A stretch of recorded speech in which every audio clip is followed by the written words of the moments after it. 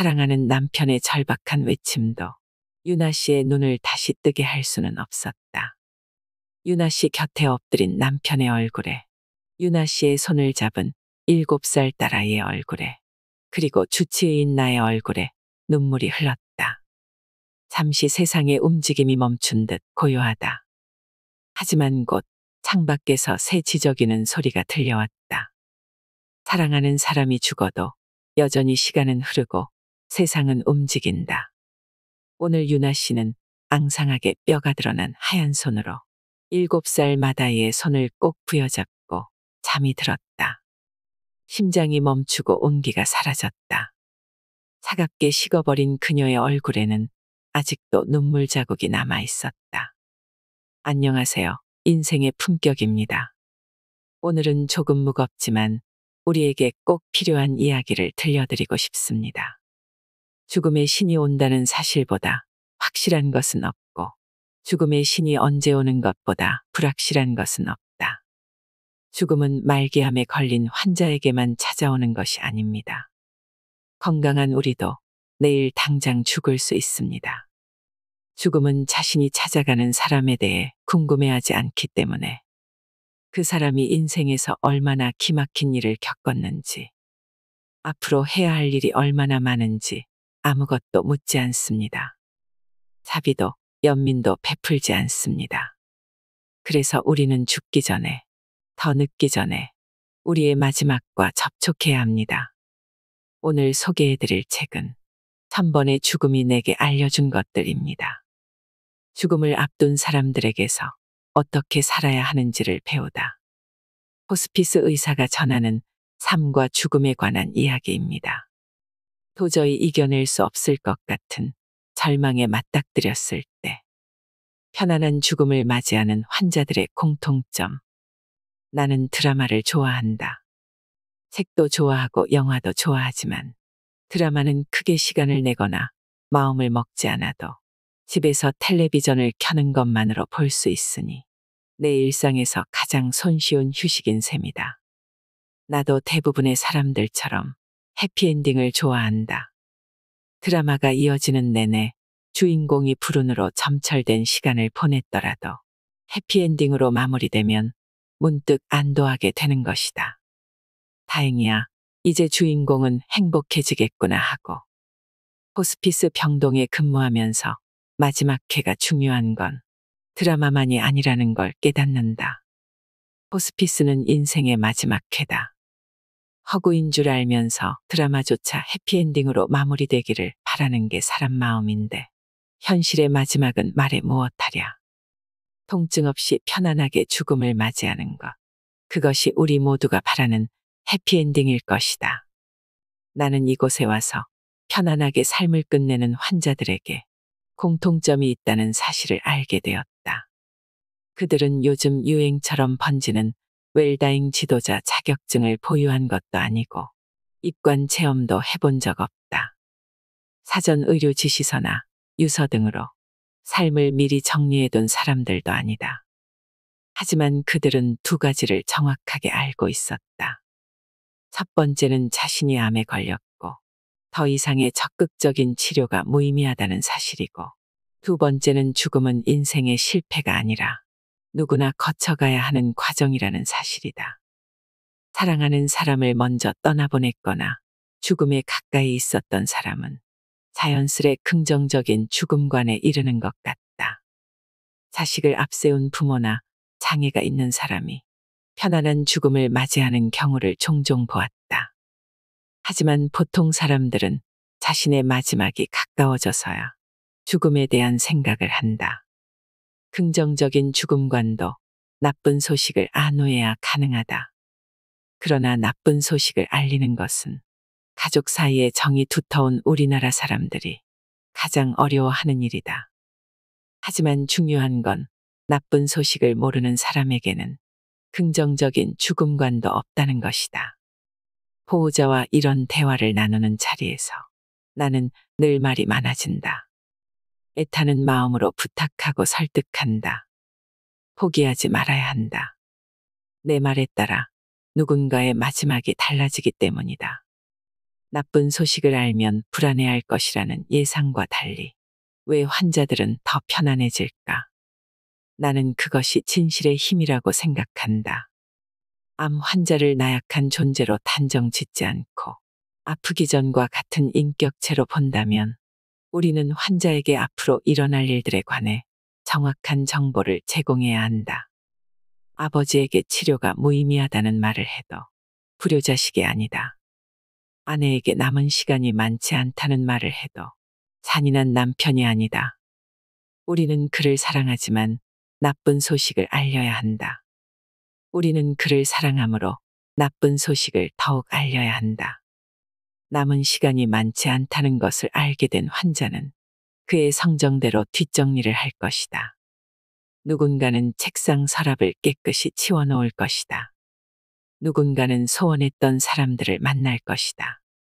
가족들의 심정에 비하겠느냐마는 아침 저녁으로 얼굴을 마주하는 나의 환자에게 비극적인 말을 꺼내는 것은 내게도 힘든 일이다. 나도 백색 가운을 입은 의사이기 전에 된장 냄새 풀풀 나는 한국 사람이기 때문이다. 그러다 호스피스 경험이 쌓이면서 진실을 정확하게 알고 있는 환자의 경우 통증 조절이 훨씬 수월하다는 것을 알게 되었다. 고통과 통증의 문제에 비하면 삶을 어떻게 정리할 것인가는 오히려 나중 문제다. 사랑하는 이가 아프지 않게 떠날 수 있도록 배려하는 것. 그것이 우리가 나쁜 소식을 알릴 용기를 내야 하는 이유다. 70이 넘은 태호 할아버지는 기침이 심해져 병원을 찾았다. 진단 결과는 말기 폐암이었다. 이미 뼈까지 전이 되어 수술도 소용없었고 항암 치료도 힘들었다. 할머니와 세 딸은 태호 할아버지가 다혈질의 불같은 성미라고 했다. 이번 첫날 할머니가 나를 찾아와 신신당부했다. 저희가 사실을 감당하지 못할 것 같아서 저희는 알리지 않기로 했어요.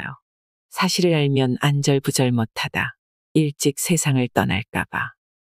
그러니까 선생님도 말씀하시면 안 돼요. 할머니, 할아버지를 걱정하시는 마음은 충분히 이해합니다. 하지만 제 경험상 말기암이라는 사실을 알고 있는 환자는 통증과 선망, 즉 급성 치매처럼 의식이 흐려져 대화가 되지 않고 착각과 망상으로 헛소리를 하는 의식 장애를 덜 겪어요. 할아버지도 지금 상황을 알고 나면 육체적인 고통에서 벗어나실 수 있어요. 안 돼요.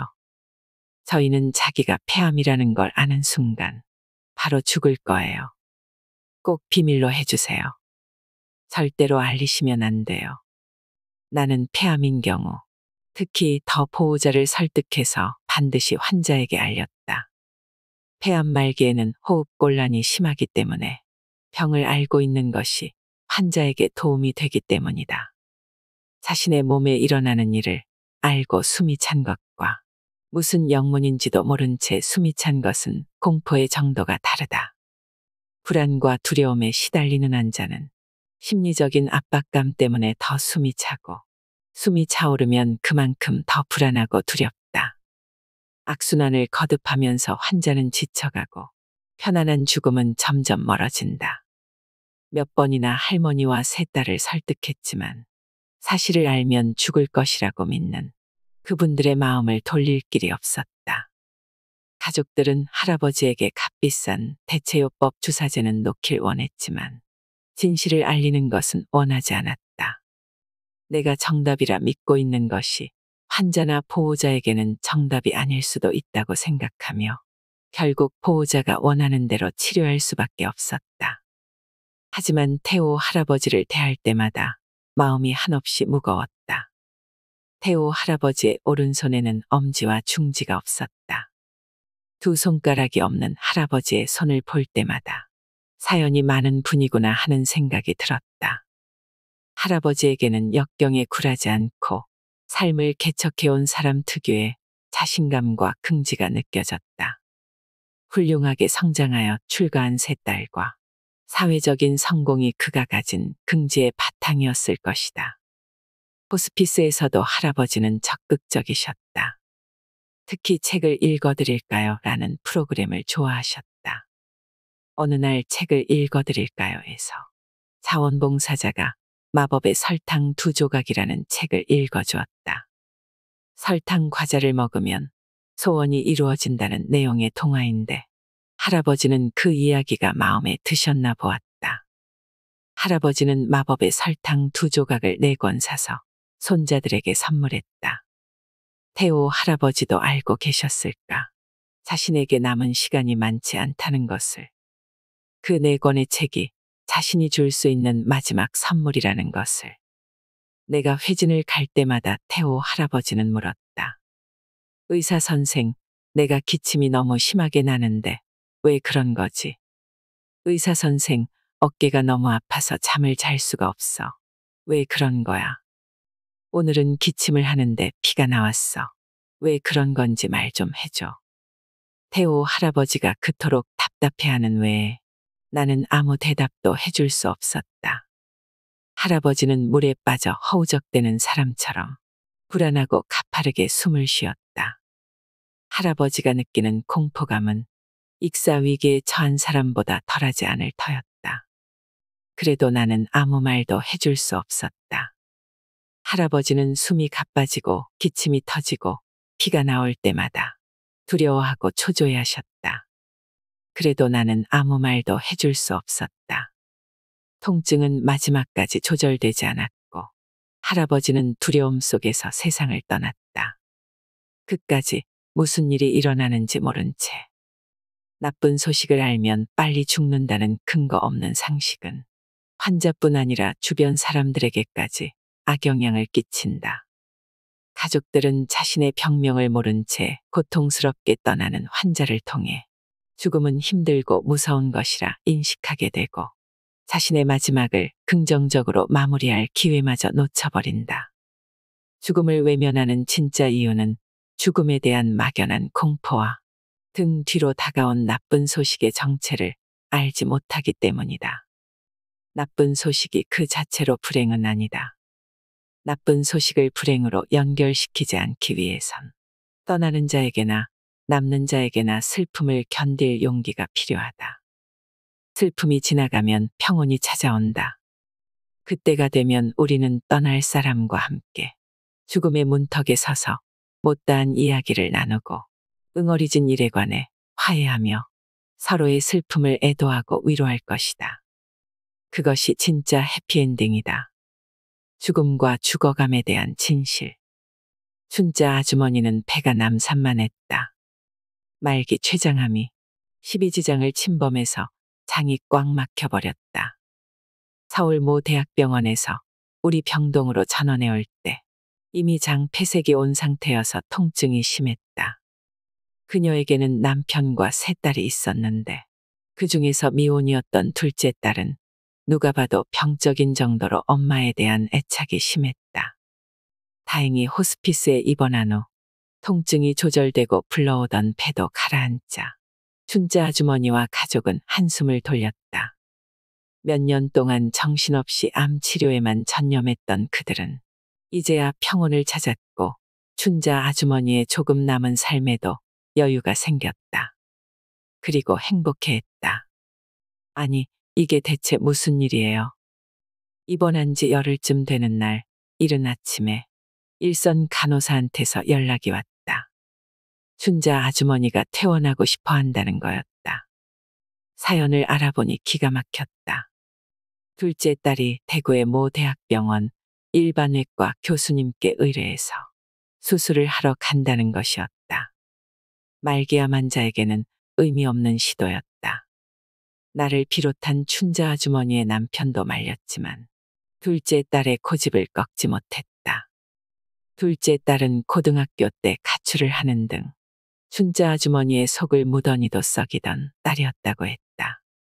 불효가 한으로 남은 나머지 아직 어머니를 보낼 수 없다고 생각하는 마음은 충분히 이해하지만 주치의로서 안타까움을 금할 길이 없었다. 얼마 남지 않은 삶 동안 어머니가 해야 할 일이 얼마나 많은데 결국 그렇게 떠난 춘자 아주머니는 2주일 후 첫딸과 막내딸이 사정사정해서 이곳으로 다시 돌아오기는 했지만 이미 임종 단계였다. 병환이 심해 병원에 가서 수술도 못하고 매일 통증에 시달리다가 이 지경이 되었다고 했다. 춘자 아주머니는 유언은커녕 의식불명 상태로 있다가 허무하게 눈을 감았다. 말기암 환자들은 거의 임종 직전까지 맑은 정신으로 살아가기 때문에 호스피스 병동은 그래도 낫다. 치매 환자들이 머무는 요양병원에는 고함을 지르고 대소변을 가리지 못하고 자식조차 알아보지 못하는 사람들이 대부분이다. 과거를 기억하지 못하고 얼마 남지 않은 미래를 생각할 수도 없다.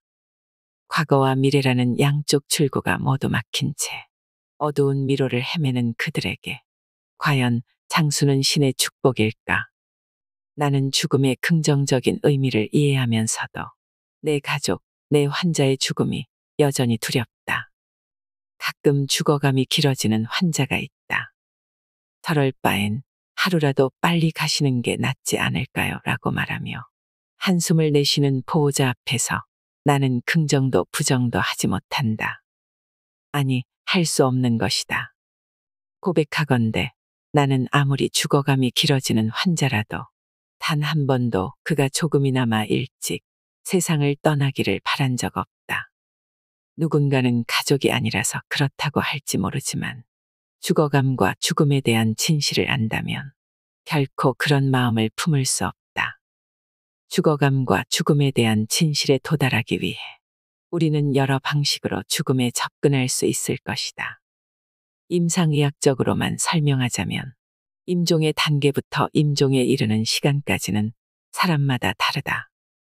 하지만 대부분 임종에 들어가기 며칠 전부터 먹고 마시고 싶은 생각이 없어지고 잠자는 시간이 길어진다. 사나흘 내리자고 잠깐 가족의 얼굴을 알아본 뒤 다시 깊은 잠에 빠져들기도 한다. 몸은 탈수 현상을 일으키고 분비 활동도 이루어지지 않는다. 대소변을 볼 수 없고 폐의 점액질이 줄어든다. 그러면서 복부의 고통이 덜해지고 구토감도 없어지고 기침도 하지 않게 된다. 몸이 편안해지는 것이다. 말기 선망이 와서 정신이 산만해지는 일도 있는데 그럴 때 병원은 적절한 약을 쓰기도 한다. 대체적으로는 편안히 잠든 상태처럼 보인다. 그래도 가족이 애타게 부르면 눈물을 흘리는 등의 반응을 보인다. 가족들은 환자의 손을 잡고 혼자가 아니라는 것을 알려주기도 하고 종교 음악을 틀어주거나 성경이나 경전의 구절을 들려주기도 한다. 마지막 순간이 되면 수포음이라고 하는 호흡 소리가 들리는 일도 있다.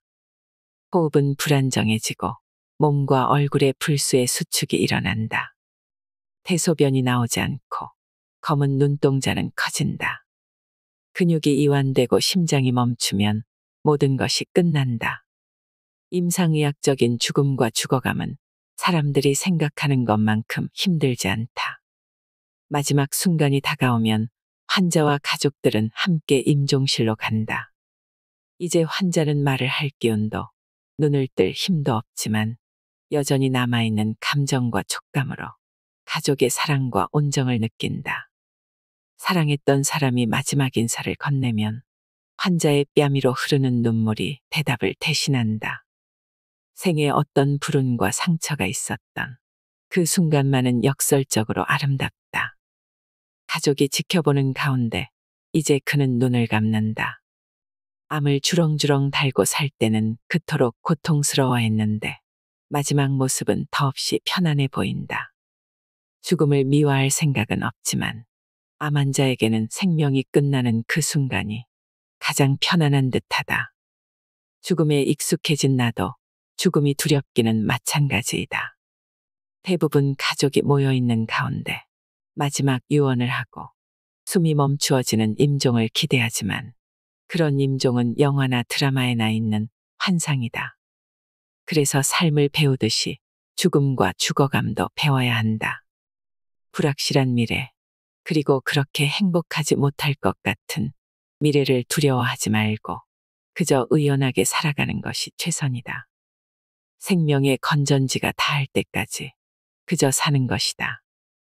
해탈하는 것은 의연하게 죽는 것이 아니라 태연히 누군가를 도와주면서 또는 누군가에게 도움을 받으면서 살아가는 것이다.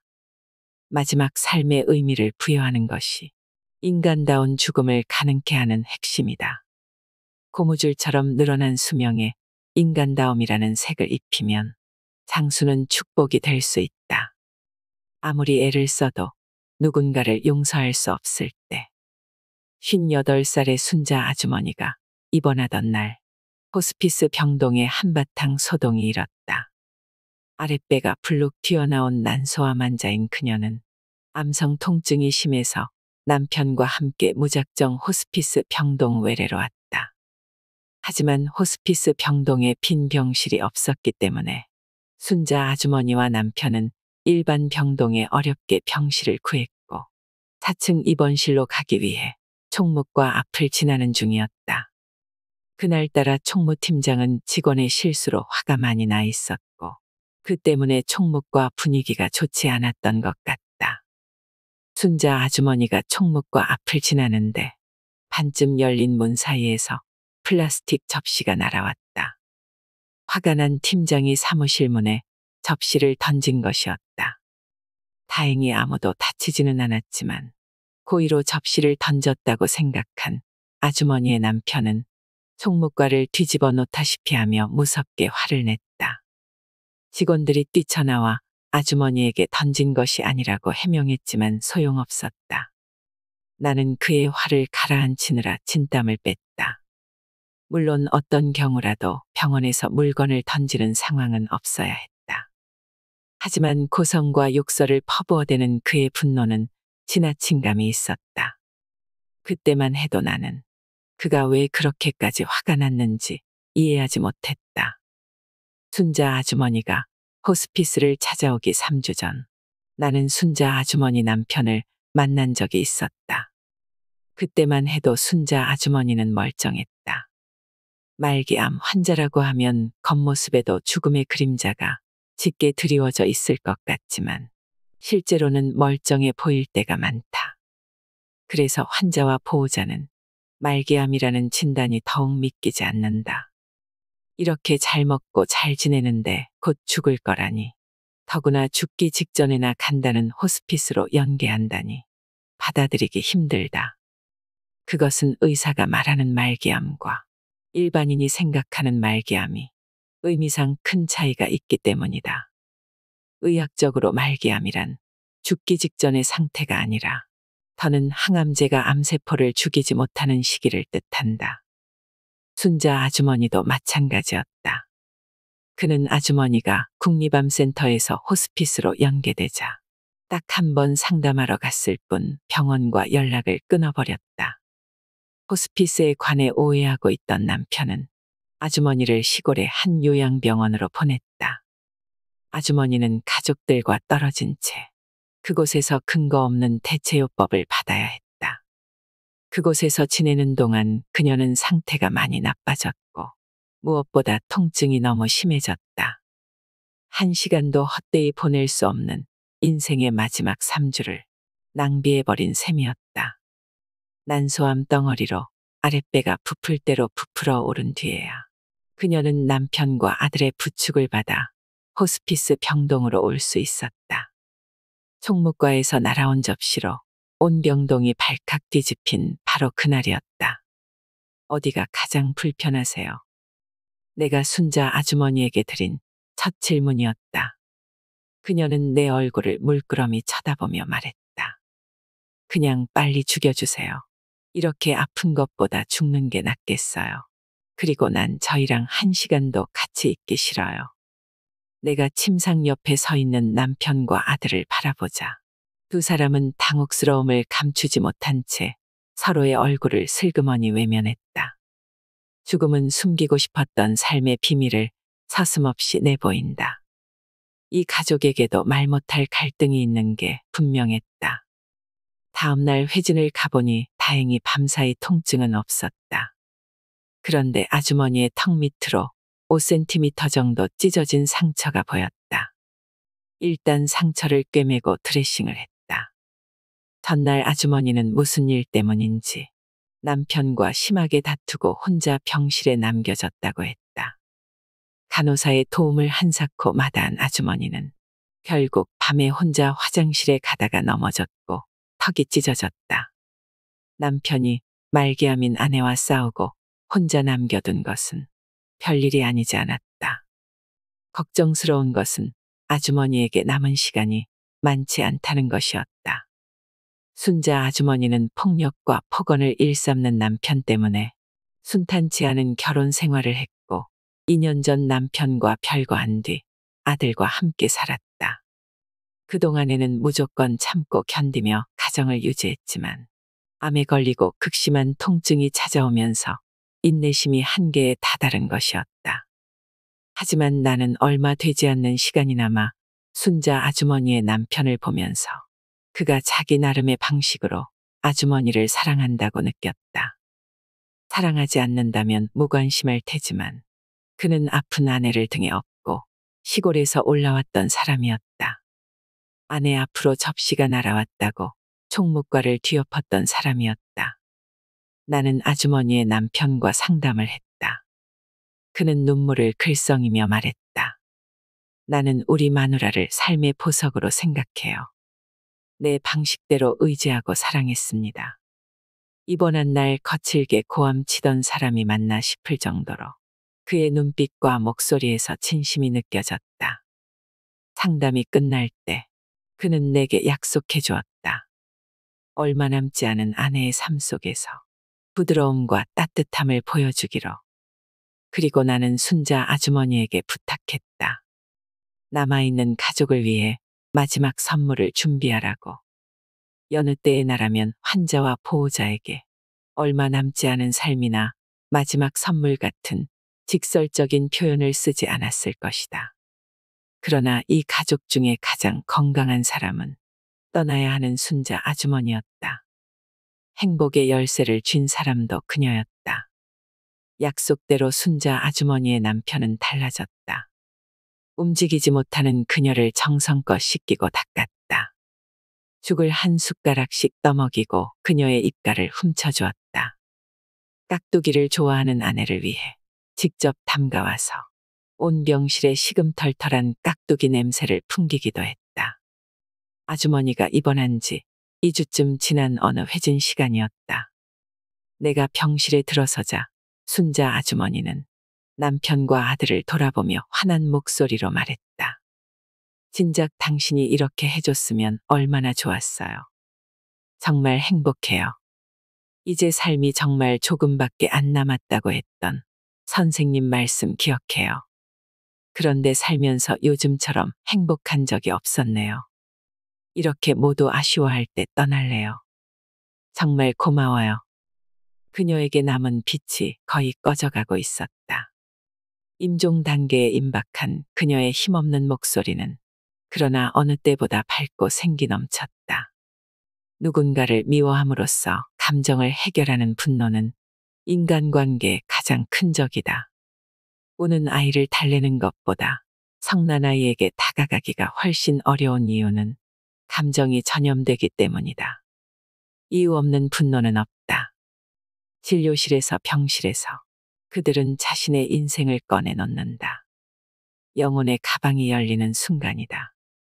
환자나 그 가족의 분노에 대처하는 가장 좋은 방법은 무조건 미안하다고 하는 것이다. 분노가 사그라지면 삶도 보이고 죽음도 보인다. 그때 비로소 암성 통증도 삶의 통증도 치유된다. 그래도 그에게 다가온 죽음을 내쫓아 줄 수 없으니 의사로서 나는 늘 미안하다. 감당할 수 없는 시련이 찾아오면 육신의 눈이 아니라 마음의 눈이 멀어버리기 때문이다. 미안해요. 그 한마디에 분노의 방향이 잘못되었다는 통찰력이 생기고 얼어붙었던 마음이 녹아내린다. 그래서 오늘도 나는 나의 환자들에게 미안하다고 말한다. 인생의 마지막 상자를 쌓는 법. 셰익스피어는 끝이 좋으면 다 좋다고 말했다.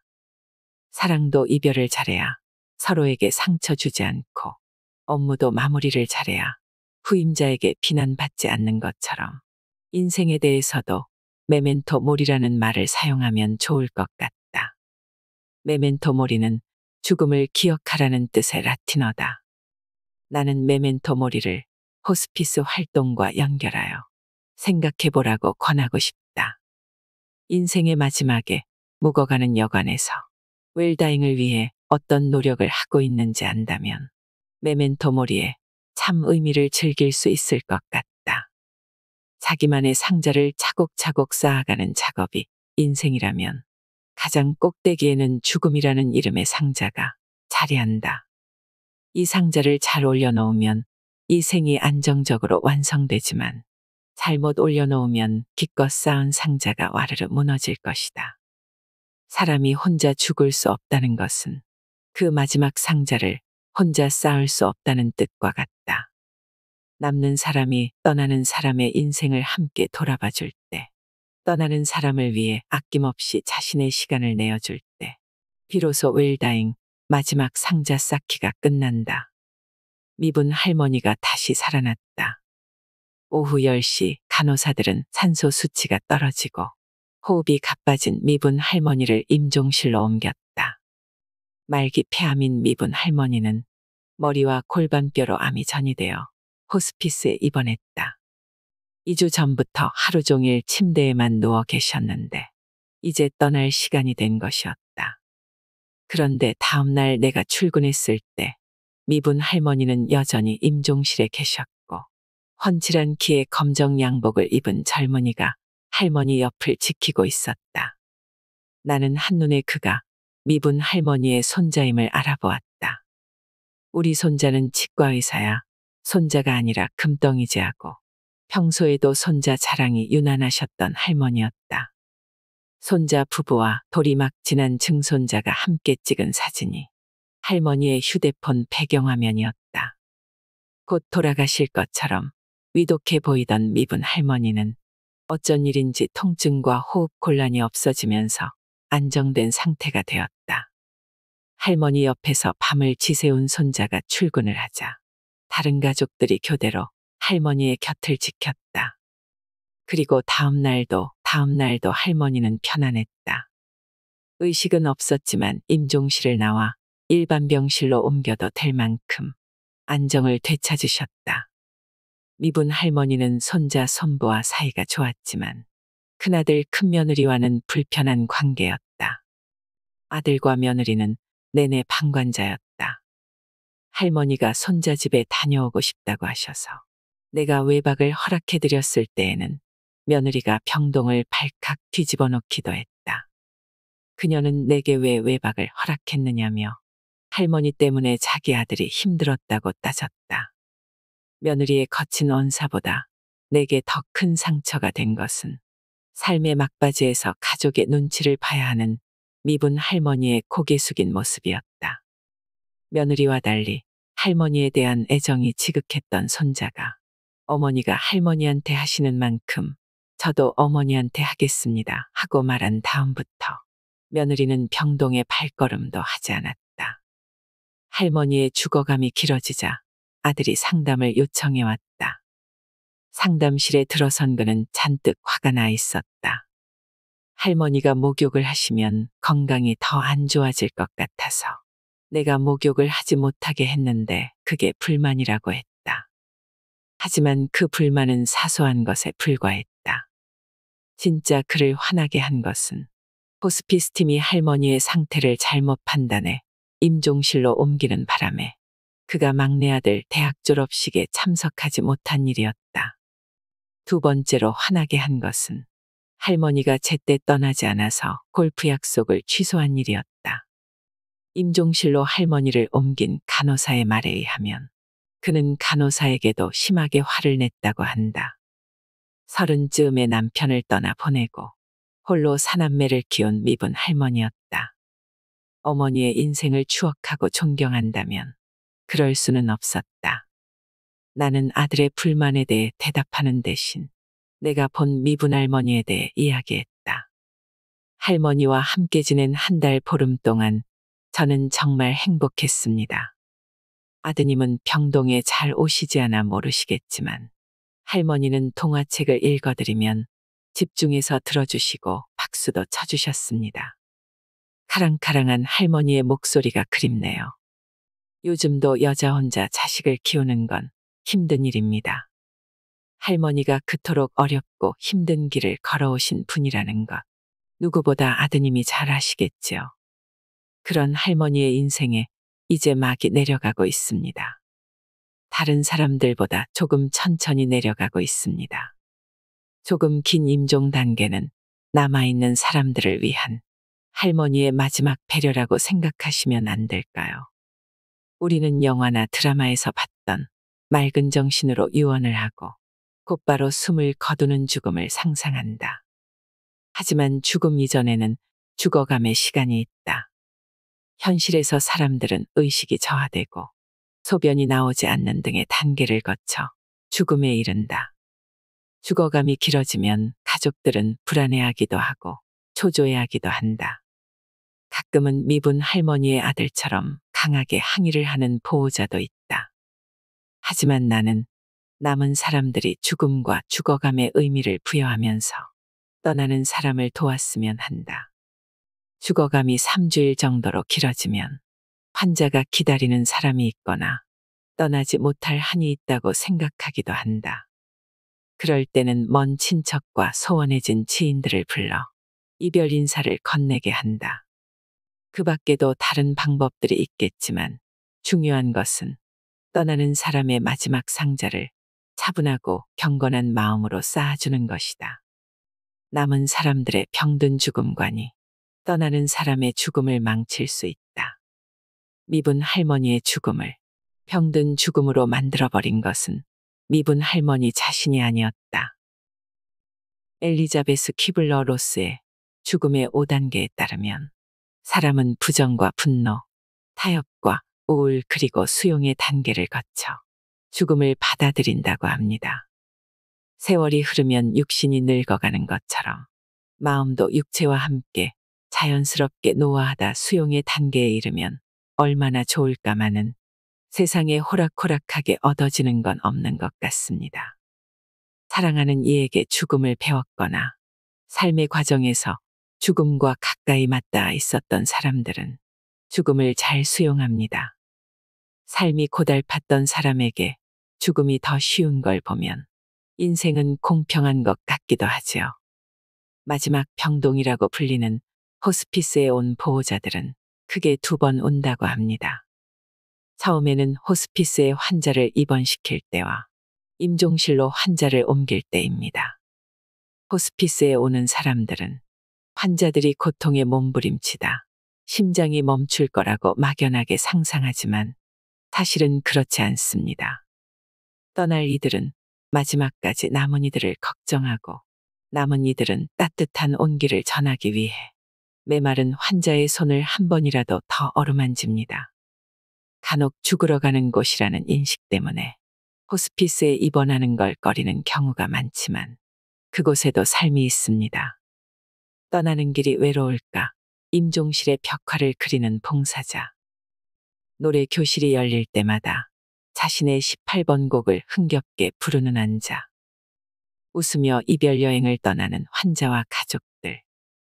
그들 각자의 사연 속에는 우리의 삶과도 닮은 부분이 많습니다. 이 책의 저자 김요한 의사는 죽음은 독학할 수 없고 다른 이들에게 배워야 한다고 합니다. 시간과 마음을 투자해서 죽음을 배우면 죽음이 달라지는 것이 아니라 삶이 달라진다고 말하죠. 오늘 이 영상이 나와 우리의 죽음에 대해 생각해보는 좋은 시간이 되었길 바랍니다. 마지막으로 임종실 생활 안내문을 들려드리고 싶습니다. 우리는 언젠가 죽습니다. 그 순간이 이제 다가왔습니다. 이제 사랑하는 분은 떠나실 준비를 합니다.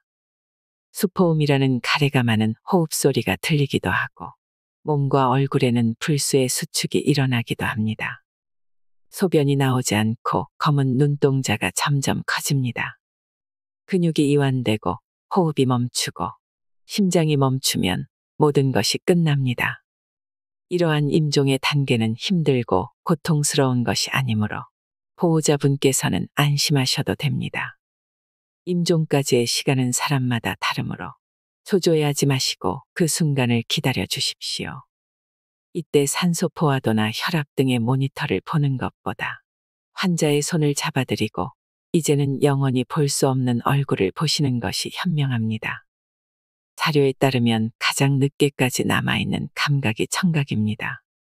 이제 마지막으로 곧 떠나시는 분 앞에서 따뜻한 말씀을 남기셨으면 합니다. 고마워요. 사랑합니다. 이상으로 인생의 품격이었습니다. 하루하루 당신의 품격이 더 빛나길 바랍니다.